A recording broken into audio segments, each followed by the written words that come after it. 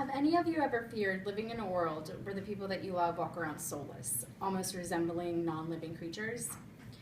Imagine your brother, mother, or spouse going about their days as if everything were normal, yet you look into their eyes and there's no emotion.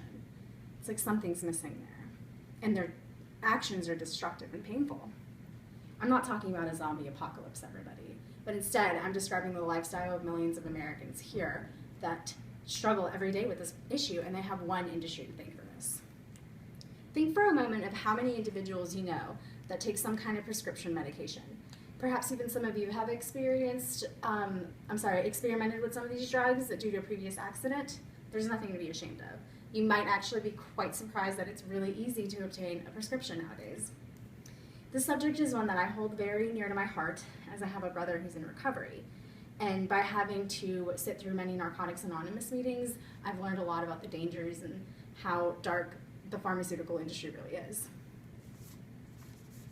The pharmaceutical industry has inadvertently increased the addiction and overdose rates in America, and we must stop allowing them to continue profiting at the expense of innocent people's lives. Today, we will discuss the effects caused by overproduction and overprescribing of these pharmaceuticals, learn how people become dependent on drugs, and propose simple solutions that can allow us to take back control of our own destinies and save millions of lives. Let's begin by examining serious repercussions that have resulted from the success of the pharmaceutical industry. Seeking a prescription for a pharmaceutical drug that is not absolutely needed has ruined the lives of many and taken the lives of those who are battling with addiction. Many of us either know someone or have heard of someone who's on some kind of prescription medication. People getting addicted is not the biggest bombshell here, but instead, it's the element of patients being encouraged to experiment with drugs when it's not imperative to their health.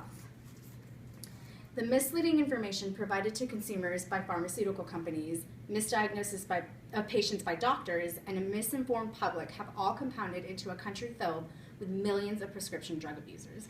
And this information was obtained from the Huffington Post by Jillian Berman. It would be one thing if the people who are suffering from these diseases it would be one thing if the people that are taking these prescription medications were suffering from diseases or pain or anything caused from the war in the past. But a 2009 behavioral survey indicated that most people who have overdosed or on medications have obtained the medicine for non-medical purposes. The pharmaceutical industry brought in more than $1 trillion in 2014, and this number is steadily growing. That information was obtained from DrugWatch, Mr. Chris Elkins. Now, when the prices of these drugs increase and when people who have already been ruthlessly dependent upon them can't afford to take these drugs, they result to going to the streets and getting cheaper and more dangerous drugs such as heroin. According to the LA Times, drug overdoses have now surpassed the number of deaths caused by automobile accidents. Here on this chart, we have the blue line indicating the motor vehicle accidents, and we have the red line indicating the deaths caused by overdoses.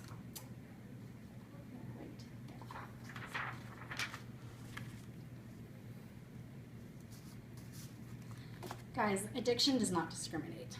Let's consider the sad story of Clay Shepard. Many of you may actually know him because he lived in Apex, and I mean, that's not too far from here. These are people from our community. And his family actually made his will as a screaming call. They wanted to wake up families and let them know what was going on. It read, outwardly, Clay looked like he had it all. Handsome 22-year-old man. Lost his life at the age of 22. Clearly, drug addiction has become a major issue all over the country. But something even more shocking is how we're allowing these pharmaceutical companies to convince us that we need to keep trying these drugs that they're selling us. The pharmaceutical industry encourages people to try a prescription drug for just about any issue. Did you all know that the United States and New Zealand are the only two countries that allow direct-to-consumer marketing?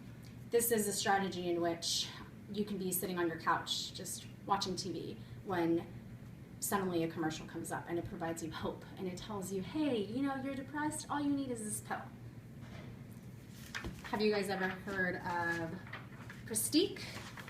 That's exactly what that marketing strategy is, direct to consumer.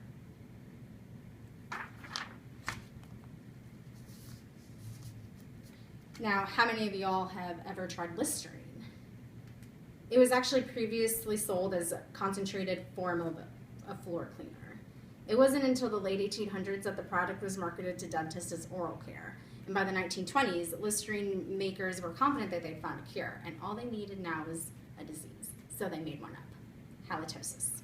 The trick was to inflate a common condition, such as bad breath, and convince people that it was a problem and that they needed to do something about it. Listerine redefined marketing techniques that has been pioneered by medicine makers.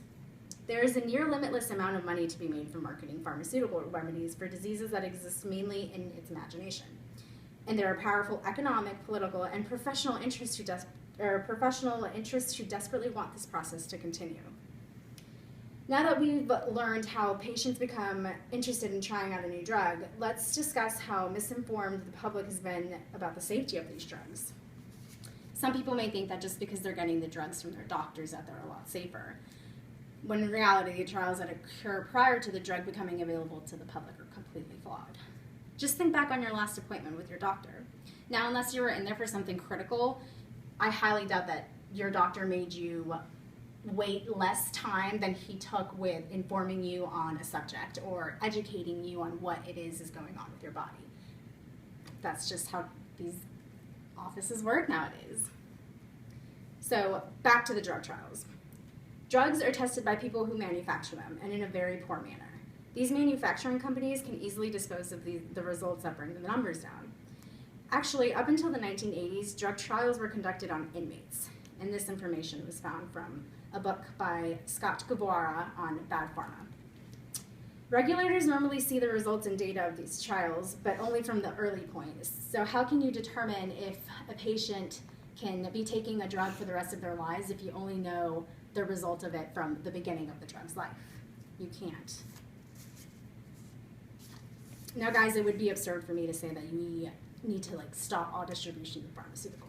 A lot of people really do believe that the advancement in technology is amazing, and we are able to fight HIV, and we are fighting for cures to cancer. And of course, it would be crazy for me to say that no medicines should be allowed.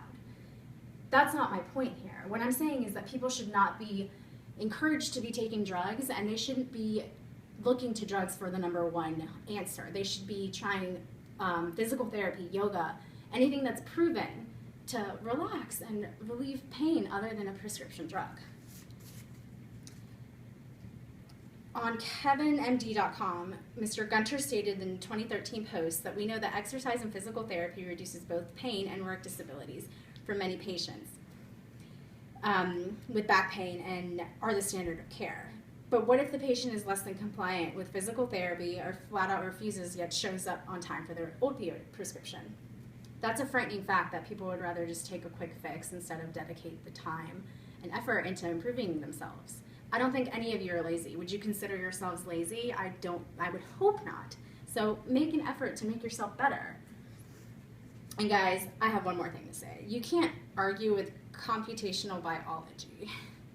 Now, Mr. Lee Yoon, in a book called Genes and Common Pathways Underlying Drug Addiction, wrote, "The budget for marketing is far greater than for research, and this doesn't make any sense when we're talking about people's health."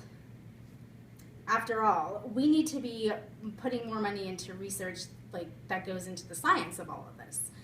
Genetics and behavioral abnormalities play a huge role in addiction, and by gathering a collection of addiction-related genes, scientists can determine how the results of the data they analyze expound the science of addiction and drug abuse, including why it's irreversible, which drugs are most likely to obtain a molecular attraction to the brain, and how a resulting gene list in a database form can valuably be a resource to the public.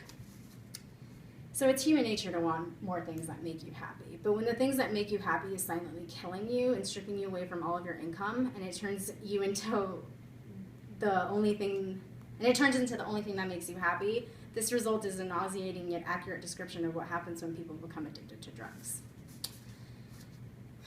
Our bodies are not meant to be taking drugs. So let's remember the natural ways in which we can distress and relieve pain, including yoga, exercise, physical therapy, or talking to a friend or family member. We're a community, and together we can make this epidemic go away. Attempting the aforementioned exercises is necessary. It is necessary, you guys. It's necessary to save lives. It's needed to put bad pharma in its place and bring their profits down. And it's necessary to protect ourselves and everybody from our community from a terrifying lifestyle and potentially death. So let's make the right decision.